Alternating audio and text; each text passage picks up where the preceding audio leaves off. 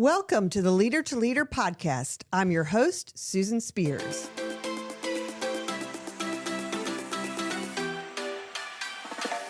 Our guest today is Dr. Clint Mitchell, who is the Superintendent of Spotsylvania County Public Schools. He has been in that role since August of 2024, and Spotsylvania is right here in the Fredericksburg, Virginia region. Dr. Mitchell, welcome to the podcast. Hello, hi, thank you, good morning, and thank you for inviting me. Yeah, you're welcome. I'm excited to sit down with you. Right away after Dr. Mitchell joined our community, he came and briefed the Chamber of Commerce board last fall. And we had such a great conversation about all your goals and plans and just your leadership right then. That was super inspiring. We've been really excited to have him here in our community. Let me tell you a little bit about him, not his whole story, because there's a lot to it, and he's going to dive right into it here in a minute. He has had a great career, and currently he's a member of the Governor's Virginia Department of Education Task Force on Chronic Absenteeism. That sounds super interesting. He chairs the Virginia Alliance of Black School Educators, the membership committee, and he is the Region 3 Virginia Association of School Superintendents Professional Development Lead, and is a principal advisor for Share Our Strength, No Kid Hungry. And that's regarding best practices to address student chronic absenteeism and the impacts of food insecurities on students. So you'll see a lot of crossover there. Prior to coming to our region, he was not far away as the Colonial Beach Public Schools Superintendent for several years, 3 years, I believe. And he's had numerous awards and opportunities where he's been recognized for his leadership, a lot as a principal, which is, gosh, that's quite a job. And you know, in 2013, Prince William County, which is huge, just up north, County Schools Principal of the Year, et cetera. And he's got quite a few degrees. I get tired kind of reading it because there's so many. I mean, listen to this. First beginning, Bachelor of Arts in Political Science from Brooklyn College, Master of Arts in Urban Policy and Public Administration from City University in New York, Master of Education in Education Leadership. I love that. From George Mason here in Virginia. AASA-Howard University Urban Superintendent's Academy certification. And of course, a Doctor of Education in Education Leadership and Policy Studies from Virginia Tech. Wow. You are something else. And here you sit with me today. I'm so excited. Oh, thank you. No, I'm always a lifelong learner, so I will attribute it to that.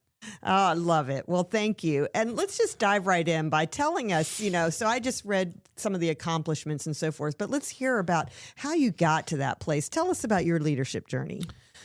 Yeah. So I was not supposed to be in public education. Okay. I really started my career really wanting to be an attorney and going to law school. And then, after a semester and just kind of going through the process, I met some very influential people, I call them, in my life, who were great mentors at the college level who said, if you want to teach and if you want to see what public education is about, maybe you should take a job as a substitute teacher. And I took the advice because I wanted to teach on the college level, and I was so inspired by one of my professors. And I was like, I want to be like him. He's an attorney.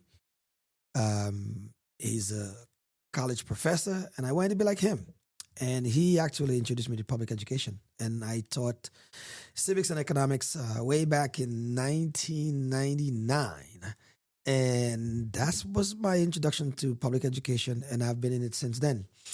My leadership journey in education really, after spending time in New York City public schools as a teacher in Prince William, I met this amazing human being who was the supervisor of social studies, and someone who's very inspiring to me, Bruce. And he came to observe my Saturday Academy. I was doing a tutoring program for kids. I was expecting maybe, 10, 20 kids. I had over 100. Wow. What an impact. Yeah. And I had over 100. And he, was inspired by it. And he said, I'm getting ready to take over a school as a principal. I would love for you to join me. And so that's sort of kind of how I got into leadership. Mm-hmm. And I became an administrative assistant for a year. And the following year, he went ahead and made me his assistant principal. Then 3 years later, he retired, and I became principal at an early age of 31.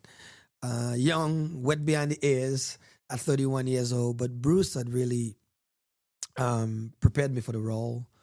And from there, I was a principal and principal for 10 years, then Fairfax for another 6 years, and then 3 years at Colonial Beach as superintendent, and then now, coming up on 2 years in Spotsylvania. So that's really my leadership journey in education.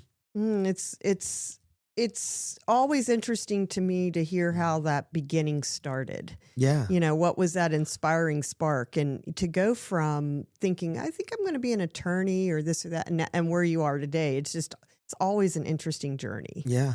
And it sounds like you've had this great commitment to the students the whole time. That's just your real passion? Yeah. I always tell people, I mentor new leaders, and I tell them, if you focus on the children at all times, you cannot make the wrong decision. If you believe that your purpose is to do what's best to elevate students, then you're going to make the right decision. Just kind of keep that in the back of your head or at the forefront every time you make a decision. And so for me, I always believe in that. Yeah, it makes sense. I mean, that's the lifeblood of what you do. So you have to really believe in that and be committed to making that difference. Yeah. The landscape has really changed since you started in it, and you're talking about the late 90s to now, the way that social media and so forth, kind of technology, phones, all that took over. How do you see things differently from that change in our society from when you started? Because it's like some things are to me like lines in the sand in time. Yeah. That even though it took a couple of years, it really has changed a lot on how we communicate with, I'm sure, with the kids and everything, right? Yeah, I think as a leader, you have to continue to innovate and continue to change how you proceed and how you approach your own practices.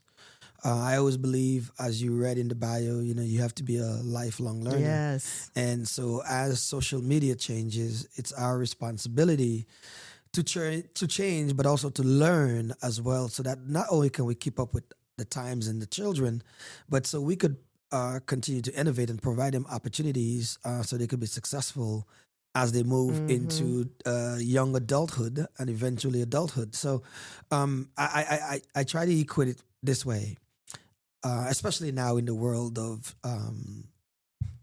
Gen AI. Yes. It's some people say, "Oh my God, it's a terrible thing," and it's easy to be scared of. It's easy to be scared of. It's a demise to public education, and kids are cheating. Here's what I'll tell people: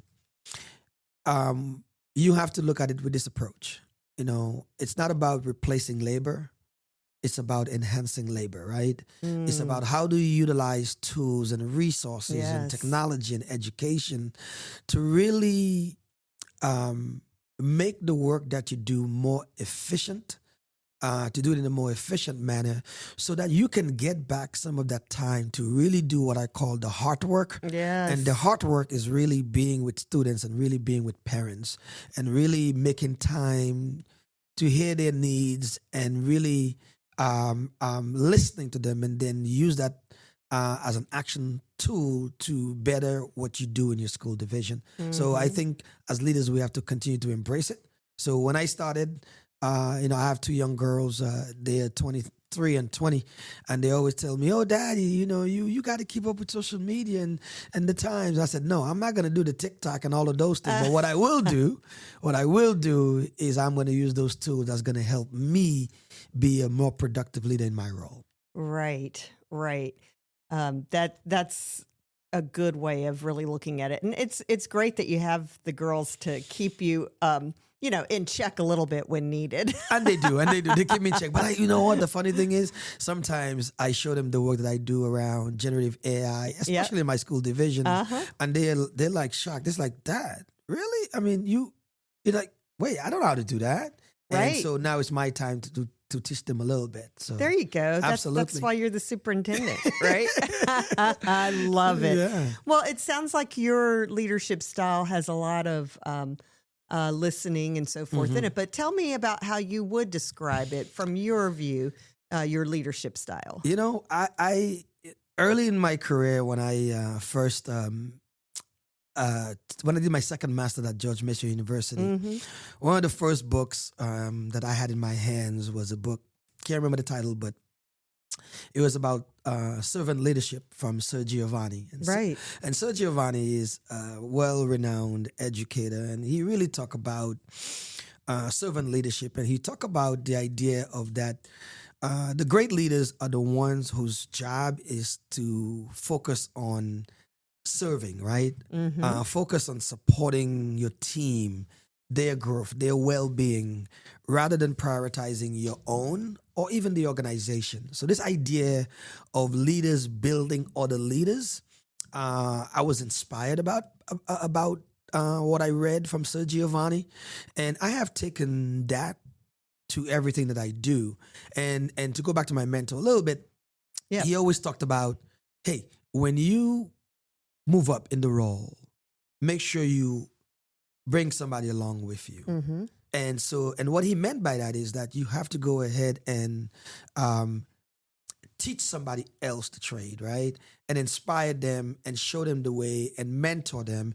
And so I've lived my life pretty much by that. And the reason why I sit here today as superintendent is because that was done for me. And my job is to do the same thing for others. That is excellent. Have you brought folks from one school division to another, or are you bringing them up within where you are?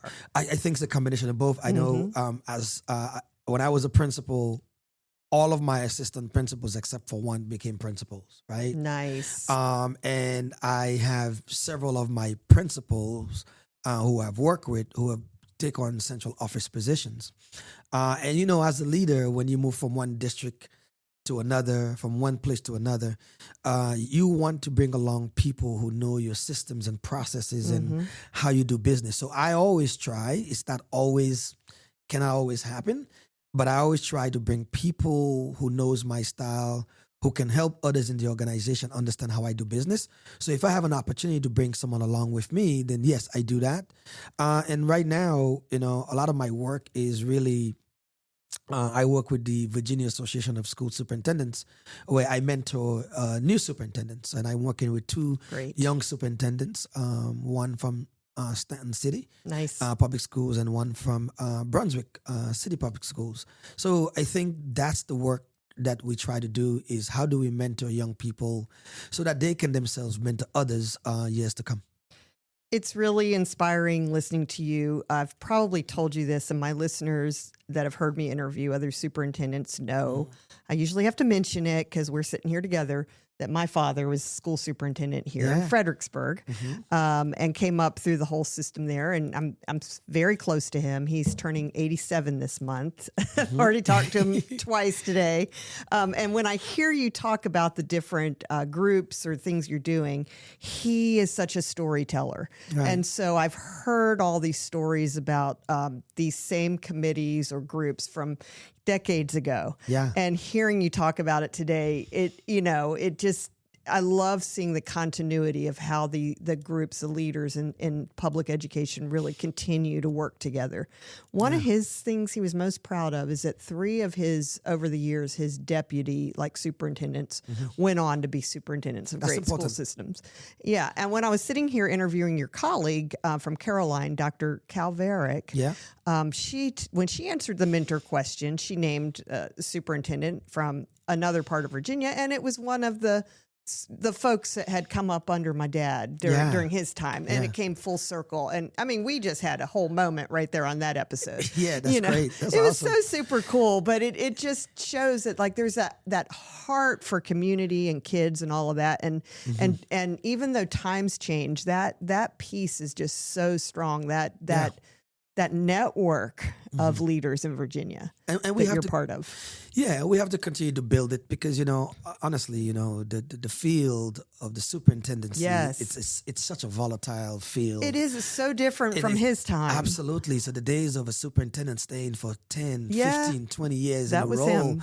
that is no longer because we have politicized Yes. education, right? So hard. And so because we have politicized education, because we have politicized the role itself, then what has happened is that it pushes people away. I have this thing I tell some of my mentees I work with, and even when I speak to some folks, I try to remind them that the superintendency in the role that we're in right now, I equate it to like a marriage sometimes, right? Yeah. It's like a marriage. You want it to last forever and have this great, harmonious relationship that lasts forever. But somewhere along the way, in some cases, there's a divorce that's going to happen in the superintendency. And the question is the superintendent going to divorce the division, or the division is going to divorce the superintendent? That's not what we want. But in the climate that we're in right now in our country, around the work of education and the politics around it, it always makes it seem that it's inevitable that there will be a divorce. Not what we want, but we just have to move beyond that political piece in the job and really try to go back to the idea of just focusing on doing what's best for all kids. Yeah, and that continuity is so important. Like anywhere else, you're going to want somebody that gets to know the system and how that community works and what's best there. And with a 3-year average stay, that doesn't give you time. It's not. Yeah. And if you're a black male superintendent, it's less than that. It's about 17 months. Is it really? Absolutely. There's the research from AASA tells us about the average, years for a superintendent is about a little bit over 3 years. But if you're a black male, it's about 17, 18 months. So I think, I always keep that in the back of my head as I lead, and the job is hard and you want to stay in the role, but you understand that politics just plays such a big role, and you can't really affect change and put things in place in 18 months, right? Right. It takes a good 2 to 3 years to put something systemic across the board to see some real change. Yeah, and you're balancing a lot in that role because ultimately you've got to work with the school board, and they are elected and don't have taxing authority, right? And so, it's this whole swirling thing that you have to have the fortitude to be able to manage that while your eye is really on the kids. Absolutely. It's on the kids. Absolutely. And so you can get really distracted if that part, from a community somewhere becomes more, troublesome. So good for you for keeping your eye on so many great things. Like you have this real eye on absenteeism. Tell us why that one is so important to you. Yeah, that is something that I'm very passionate about. As a principal, I remember the days when I, made home visits, when I went to pick kids from home because they didn't want to come to school for whatever reason, right? I remember the days when I used to walk, and people used to think I was crazy back then. Like I used to knock on parents' doors and say, "Hey, why is Johnny or Clint or Michael or Susan is not in school," right? Yeah. And we have conversations on the porch. And, and I didn't stop doing that even when I became superintendent. When I went to the beach, I remember knocking on some doors and talking to parents, "Hey, I want to know, why is he not in school," right? And because here's the thing. If kids are not in school, they're not learning. And if they're not learning, they don't have the opportunity. And I'm going to use our 4E pathway in Spotsylvania. How do you decide, if you're not in school, whether or not you want to be enrolled in a 2 or 4 year college, right? Right. You learn that in school. How do you know whether you want to enlist in the military unless you have people around you in the school setting that can do that, right? How do you learn about civic engagement, and then of course, when we look at those E's, and Virginia now has the 3E framework, the reality still remains that for our school district, we want all kids to focus on the last E, and that is, how do I get employed, right? And so, Of course. absolutely, because that's the goal of every parent is the child to graduate, go to college or not, or trade school, and come back and really be a productive citizen by holding a really good job so they can start their own family. And so if kids are not in school, we can't do that. And I believe that the only way to really change the tides in Spotsylvania, we have hired what we call our attendance liaisons, Nice. who work with the families. They work with principals. They work with schools to get kids in school. And I'll say this to you: we are very proud in our district, where we have decreased the chronic absenteeism rate by a full percent from the previous year. Now that seemed like a lot, but that is hard to do, to drop a full percent just to get kids in school. And we saw huge decrease across the board, from elementary to middle, and especially at the high school, where we had almost 21% of our kids chronically absent, and we dropped it by 3.5%. So that to me matters, because it means that kids are in school, they're learning, and then eventually they could become productive citizens. Yeah, and if you know things have been trending in a different direction, and you start to pull it back, I mean that's Absolutely. just really important. Yeah. And great, because what an impact that makes, and people just don't realize. I love that. Enrolled in college or university, enlist in military, civic engagement. That's just great. Employed. Yes, those are the What a focus. That is our 4E's in Spotsylvania, and what we do with that, we have our 4E Expo coming up in October, and what we try to do with that is we get our elementary kids exposed early for the pathway, and then we hired 7 career counselors at the middle school this past year. I want to give a big shout out to the Board of Supervisors for supporting that initiative. I want to give a big shout out to my board for supporting it. Yes. Because those 7 career counselors will allow our students to be able to start delving into their E. And we talk about in Spotsylvania, what's your E, right? What are you looking to do in the future? And at the expo, we're going to expose students to those pathways so that when they go to high school, they have an idea where they want to go and what they want to do in life. So many different tracks that you're looking at. As you think about somebody who may be considering an educational leadership path in the future, what kind of advice would you give them today in 2025? I will start with one I said earlier. You have to lead with humility. And you must have a learner's mindset. Yep. When you talk about earlier how things have changed over the years, for me, you have to change with time, right? So you got to lead with humility, have that learner's mindset. Relationship is so important. I think you have to build relationship with parents, your stakeholders, the students, the chambers of commerce. I think it's important to do that because that's who can help you with those pathways in your school. I also think it's important that I say something in my cabinet meeting every single week, and I tell them, you have to communicate clearly and often, and be consistent in your communication, and say it the same thing, the same way or a different way all the time, so people understand what you're trying to accomplish. And I'll say the other thing I would add for anybody going to leadership is you have to invest in your people, because they are a byproduct of you and they make you look good, right? And then on your personal side, stay true to your core values and invest in yourself and stay healthy. And that is something that I know that I don't do the best in, because I am giving so much of my time to the district. I need to take time for myself, and I'll tell people that they need to do that if they go into leadership. Okay, so I'll challenge you. What can you do now? What little step can you do to do a little more time on the you? Well, I'm great question. So my wife and I, we've started to walk 3 hours, 3 miles, 3 times a week. I think that's great. And it gives us a little time to talk leadership, talk school politics, and so we started to do that. So that's something that we started to do together. And then the one thing I haven't done over the last, the last thing I haven't done over the last 3 years is I haven't taken a vacation. Oh dear.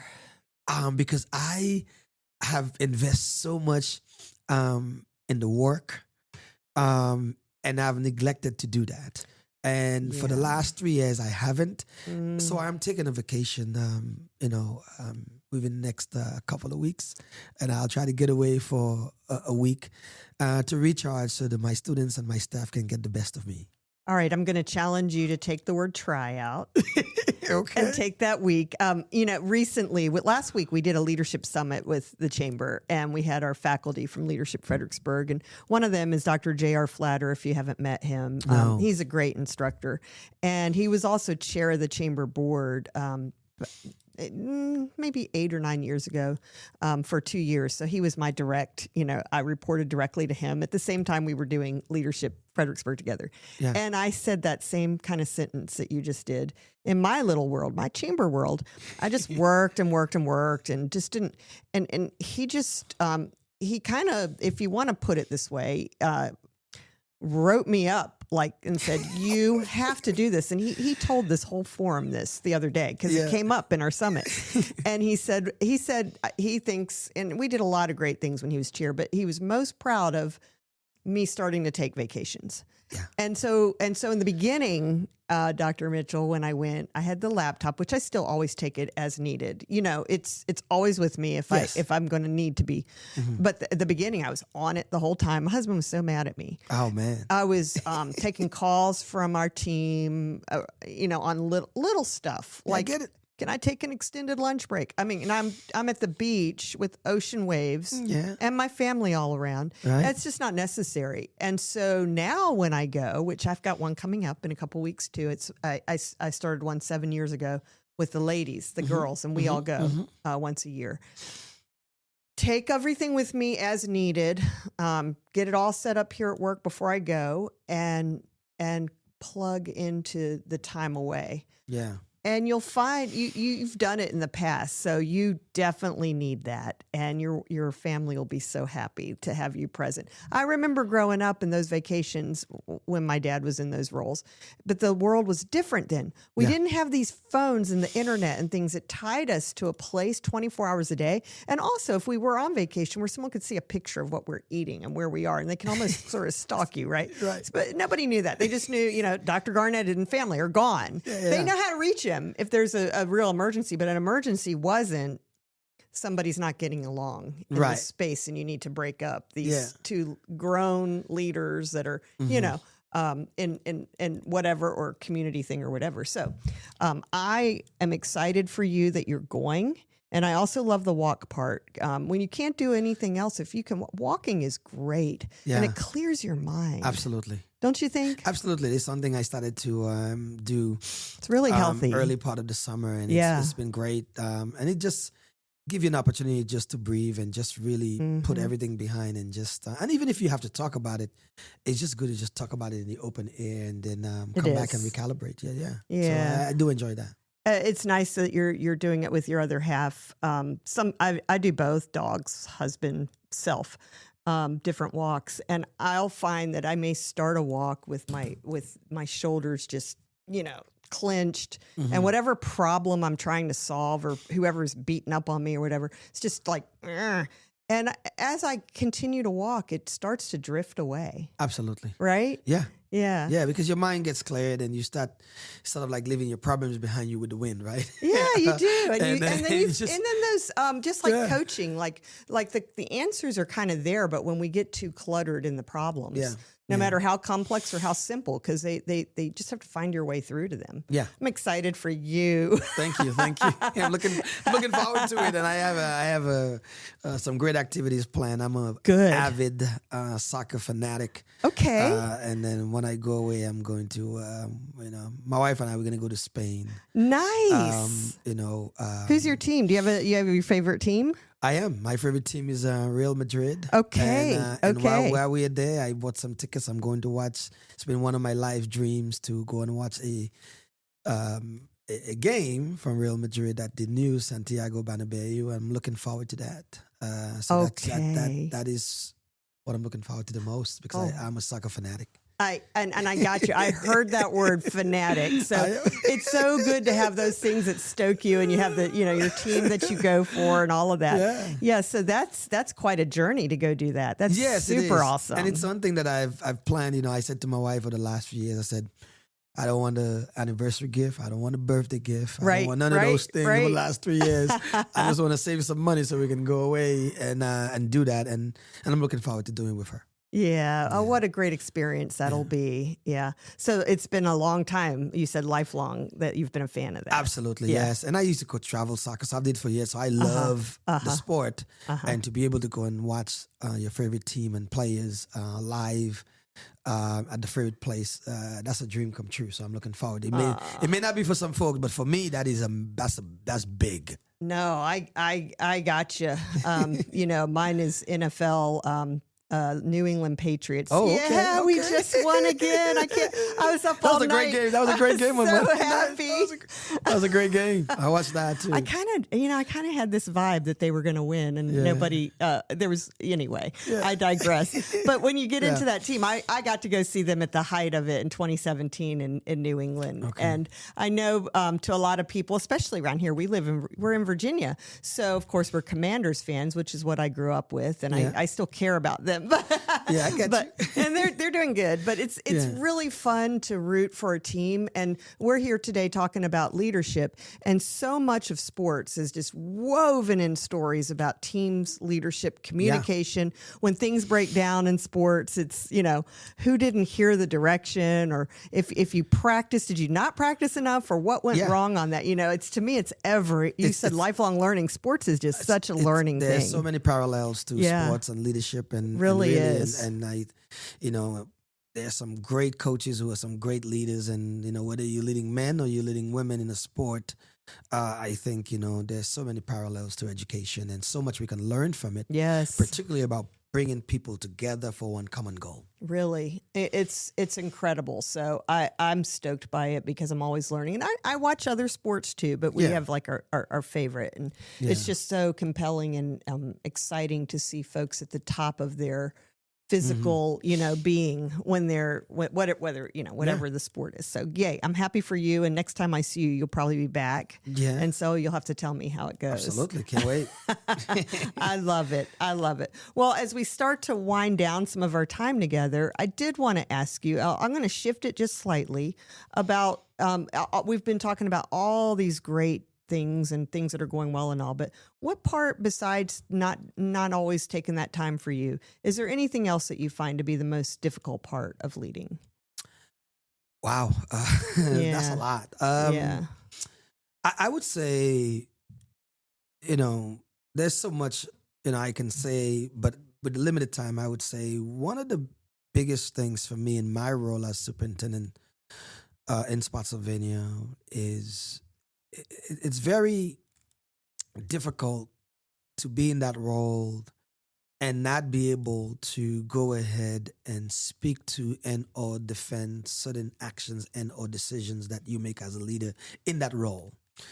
I believe that, in public education, people always have opinions about the things that happen in schools. And people, because it's so politicized, people believe sometimes because they are taxpayers and they live in the county that they have an opportunity to be able to, and they do have an opportunity to be able to share their thoughts and their opinions about decisions and things that are made.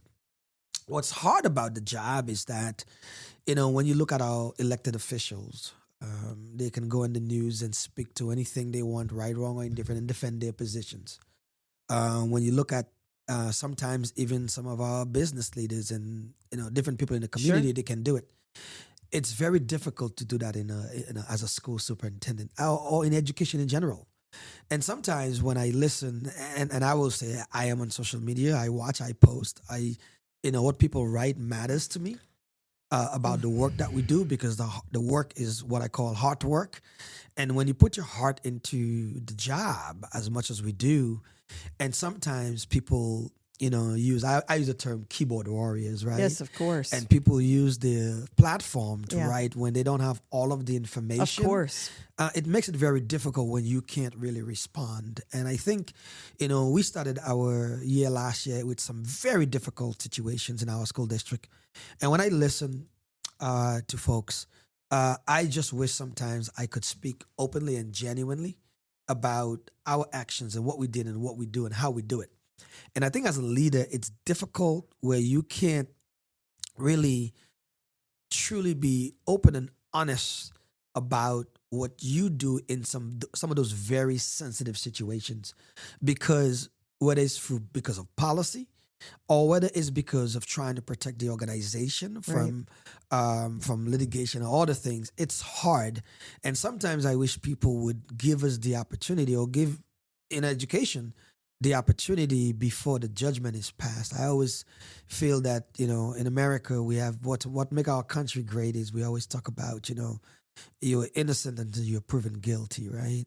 And I think in education is the opposite, is that you are guilty, but then you have to prove your innocence when you deal with difficult situations. And I think that's one of the hardest things that I grapple with in the role, is because I want the public to trust us. I want the public, of course, to believe in what we're doing. But how do you do that when it's very difficult to openly speak to the public about some of those sensitive issues? Mm-hmm.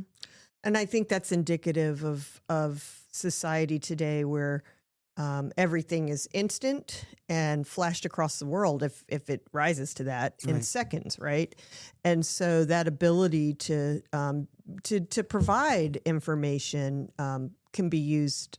To your point, can easily be used in a different way. Words can be twisted around and so forth. And so I think that there's a lot of great things about being able to get quick information, but there's also a lot of drawbacks. Absolutely. And that's hard. So I'm glad you have a great public relations department, and I'm sure they stay right on top of you. Yeah. Dr. Mitchell. Yes. We're gonna answer this. We've got all this, but yes. I understand there's a freedom with being able to speak freely. Yeah, absolutely. And certain roles, just you have to be careful with words, and I appreciate that and understand that frustration. Well, as we really do start to wind down, tell us about a favorite quote, though, that you do like and that is meaningful to you. Yeah, for that one, I actually wrote something down that I have a plaque that was given to me years ago with a quote from Winston Churchill. Okay, cool. And I want to read it exactly as it's written, so I'm going to actually read it because I want the listeners to hear it, and then I'll talk about it. And it says, "To each there comes a time in their lifetime, a special moment, when they are figuratively tapped on the shoulder and offered the chance to do a very special thing, unique to them and fitted for their talents. What a tragedy if that moment finds them unprepared or unqualified for that which could have been their finest hour." Winston Churchill said that.